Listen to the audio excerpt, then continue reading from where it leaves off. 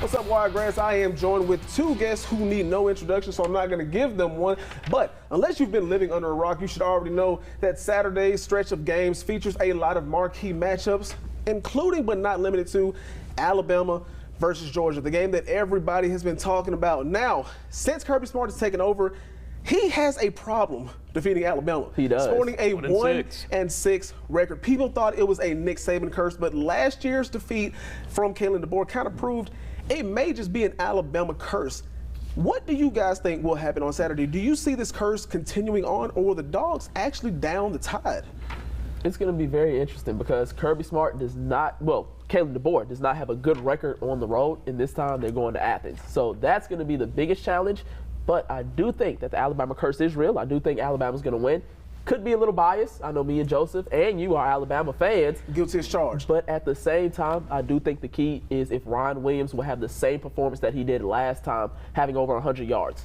I'll play devil's advocate then. I'll play from Georgia's side. Last year, I went back and watched that game in Tuscaloosa. They made so many mistakes early. You're talking about 2 interceptions, one of them in the 20 in the red zone, another busted coverage on the outside that allowed Jalen Miller to run up the field. It seemed like Georgia gifted Alabama 4 touchdowns right off the bat. Yeah, and on top of that, Georgia had to play from behind. They had a lot of 4th down conversions. They started going for it on 4th down every single drive in the second quarter.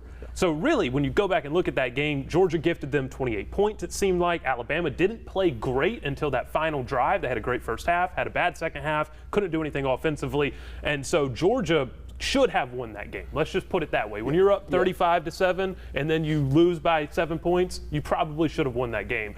Playing in Athens is the big deal, like Jordan mentioned. To your point, Kalen DeBoer is really not known to play great in the second half when he has a big lead. Or on the road.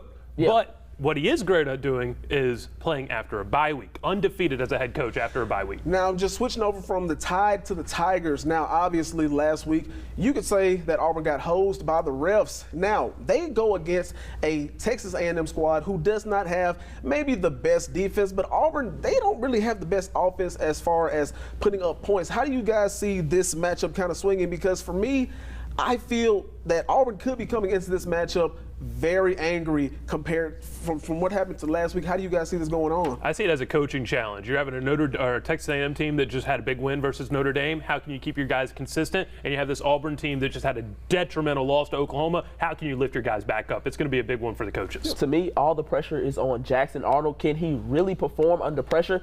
Yes, last week he did have his highest passing yards for the season. Can he continue that into the next week and also perform on offense and also his weapons as well? Well, unfortunately, the people in my ear are telling us we are running out of time. I know y'all love hearing from me, Joe, and Jordan, but we will have to be right back after this.